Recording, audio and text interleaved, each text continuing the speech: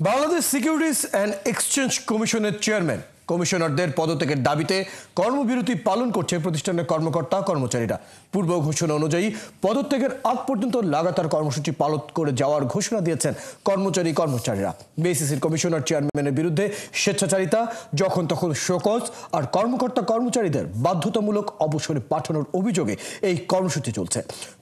কর্মচারীরা জানান, দীর্ঘদিনের এই সমস্যা আলোচনার মাধ্যমে সমাধান করতে চাইলেও সেটি করতে রাজি নয় কমিশনাররা। ফলে কঠোর এই কর্মসূচিতে যেতে বাধ্য হচ্ছেন তারা। এদিকে নতুন কমিশন গঠনের পর পুঁজিবাজারের অবস্থা পরিবর্তন না হওয়ায় চেয়ারম্যানের পদত্যাগের দাবিতে ভবনের বাইরে আন্দোলন করছেন Bangladesh capital market investors association. অন্যদিকে Dhaka stock exchange brokers association সৃষ্টি পরিস্থিতি দ্রুত সমাধানের চেয়ে বিজ্ঞপ্তি প্রকাশ করে। জানান, পুঁজিবাজারের বৃহত্তর স্বার্থে ঘটনার দ্রুত সমাধান সরকারের সংশ্লিষ্ট মন্ত্রণালয়ের হস্তক্ষেপ জরুরি। আর ফেরিওয়ালা এই রাশেদ মাকসুদ কতটুকু আস্থা এনেছেন? উনি দায়িত্ব নেওয়ার পর 800 পয়েন্ট পড়ে গেছে পুঁজিবাজার থেকে। ওনার ঘরের ভিতরে 90% অধিক কর্মকর্তা কেন ওনার পদত্যাগ চাইবে বা কয়েকজন দুর্নীতিবাজ কমিশনের পদত্যাগ চাইবে? একজন যোগ্য ব্যক্তি যিনি পুঁজিবাজার সম্বন্ধে ভালো জ্ঞান আছে, বুঝে বিনিয়োগকারীর পক্ষে থাকবে, আমরাও এরকম ব্যক্তি চাচ্ছি।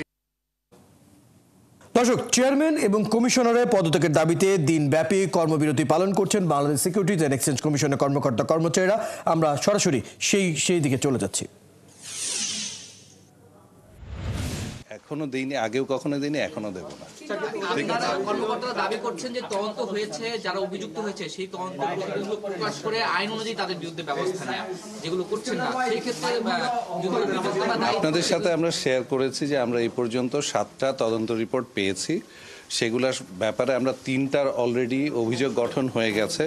যখন আমাদের এনফোর্সমেন্ট অ্যাকশনটা শেষ হবে তখন আমরা তদন্ত প্রতিবেদন আপনারা আমাদের ওয়েবসাইটে পেয়ে যাবেন।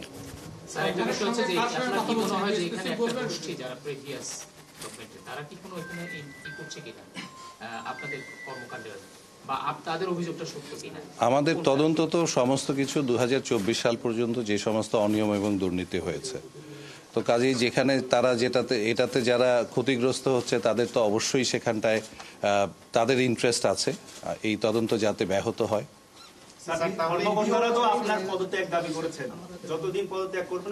আমি বললাম সরকারের সাথে আমাদের কথা হয়েছে, আমাদেরকে সরকার এখানে পাঠিয়েছেন একটা মিশন দিয়ে।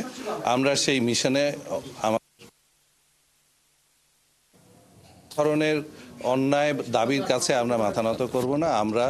আমরা যেই কাজটা নিষ্ঠার সাথে এবং নিয়ম নীতির সাথে করে যাচ্ছি সেই কাজটা আমরা করে যাচ্ছি।